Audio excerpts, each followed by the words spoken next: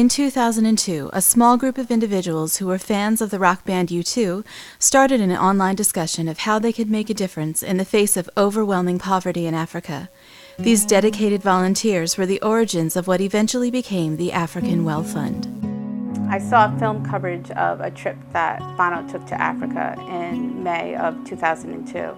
And in the coverage, they visited a village in Uganda where they had built a new well. And during the coverage, they talked about how much the lives of the people in the village changed with the addition of just one well. And they also talked about the cost of the well, which was approximately $1,000. And that's what really struck me was that it was such a small amount of money and the benefits were so great from a small amount of money. And it seemed like an easy, doable thing. It was something very tangible. I thought, wow, we can raise $1,000 to build a well. Working through Africare, one of the leading and most respected nonprofit development organizations in Africa today, the African Well Fund was able to begin funding water projects in several countries. Some of the first projects were in Tungamo, a largely rural district in southern Uganda with a population of just over 400,000 people. Francis Muzunguzi is a water specialist with Africare. When you come down to Tungamo district, you'll observe amazing things. Number one is that it's the women and the little children, the boys, that are actively involved in the water hauling activities. It is them that have to walk kilometers, more than 2 or 3 kilometers, to pools of water, fetching water, coming back home. It's a tedious process, tedious work, and also it's common sight to see this is a place that is dominantly pastoralist. It will be common to see animals sharing water with people. It is so appalling when you look at these scenes, but that is what happens in Tungamo. This is one of the most popular examples of where the people fetch water from, exposed where they were fetching. Because when they dig it like this, time and over again, and water keeps collecting, it does not seep through. Some of them even smear clay in the sides, but you can see the exposure. Somebody fetches from where I'm standing right now. So that's a kind of example. They try to clear that kind of algae on the surface, and then they fetch water. They think it is clean. Now I'm from Sigas. You get? And that's what they do. They know now that's a clean water source. So Little Amos represents so many other children that do the same practice. For him, he doesn't think there's anything wrong with doing that. He can come and wash his face when there are people. If there are no people, he will even do some other things in the water. The water finds its own water from inside himself. And for him it is like, okay. So that is an everyday practice they do. Stand in the water, fetch it, drink it, take it back home.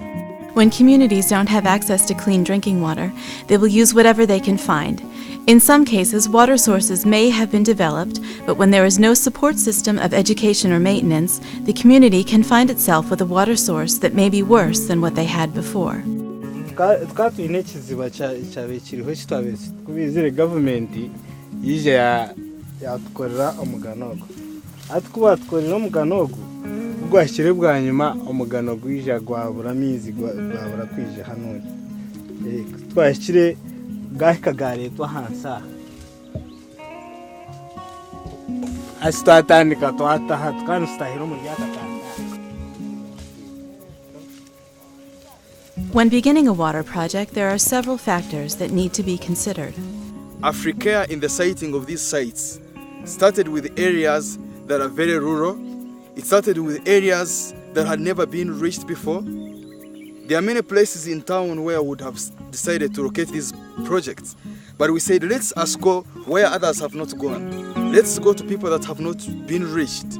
Let's go to where need is felt most. And that is where the Africa Well Fund addresses the sentiments of people, where need is felt most. After deciding on a site for development, it is then determined what type of water project would be most useful and sustainable. An average person here lives on less than $1 per day. That is very little money to maintain a big system. If we are going to drill rigs here or create electric pumps or start here maybe diesel engine generators that can pump water hundreds of kilometers away, they could not be able or they may not be able to maintain such a system. So Africare has worked worked with Ntungamo district leadership and also leaders in the local communities. Together with the technical skills that we have got, I personally have got training in water engineering, and we have come down with manageable, affordable technologies that can be put in the communities, and the community can be able to maintain these technologies. When we finish the construction of this water well, Africare, together with the community, and then the Ntungamo district health team, mobilizes this same community that are benefiting from a given well to form what we call a water user committee. We ask the community to choose among themselves people we call to constitute a water user committee, and that water user committee is supposed to take care of the operation and maintenance of this water source. You know, make sure children don't come and play around, and as you can see, cleared on a regular basis, yeah, so that it doesn't get clogged backwards. Now that water user committee, okay, it has six people? We are 9. You are 9? Yes. And how many are women? We are 3. 3 women. Yes. Yeah. But we usually encourage half. We encourage that half of the water committee is women, because it's the women who collect water from in the homes, women and children, so they know what problems they find at the water source. In addition to giving ownership of the water projects to the communities, the construction of a well provides an opportunity for health education in a society where HIV/AIDS is often a taboo subject. Whenever I would call meetings, it would be very hard to have men to come and be part of our meetings in addressing sensitization of HIV and reduction of stigma. But now when we are digging down the well, the men like to come and be part of us, the women are there. So now Africa Extension agents who are well cooperated with these messages, they are full of these messages, and they're like tools that are ready to pass and transmit them out in any place. They have used the opportunities when we are constructing wells to talk to these men, to talk to these ladies, to talk to these children, and sensitize them about HIV/AIDS, and also encourage them to reduce stigma among the people who are already living positively with HIV/AIDS.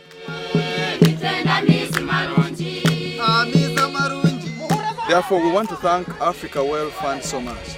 It has brought to the community a technology that is sustainable, a technology that is easy to maintain, a technology that communities feel that is their very own. They have worked on it right from excavation.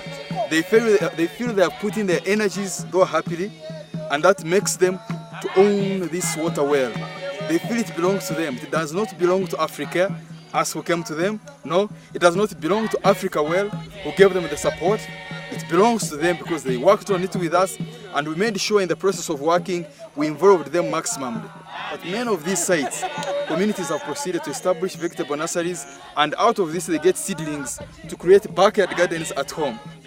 So today a mother just goes with a jerry can, fetches clean water from the Africa Well Fund, goes back and gets a fish from the fish pond, goes back to the backyard garden and accesses green leaf vegetables. They can use the water for cooking. They have been taught about these messages of sanitation, how to wash hands, how to boil the water and drink it, have it at home every time a child needs this water. An input of Africa World Funds has helped to the creation of so many more projects. So many more projects have blossomed out of just a little input of a seed. That is still why we say thank you, and thank you once again to Africa World Fund. Your input can never be forgotten, and every input of $1 has transformed lives that we can never think about. Though Africa World has not addressed the problem everywhere in Africa, but what you have done, it's self enough. I'm very sure those people will be rewarded for it. So we thank you very much for that initiative.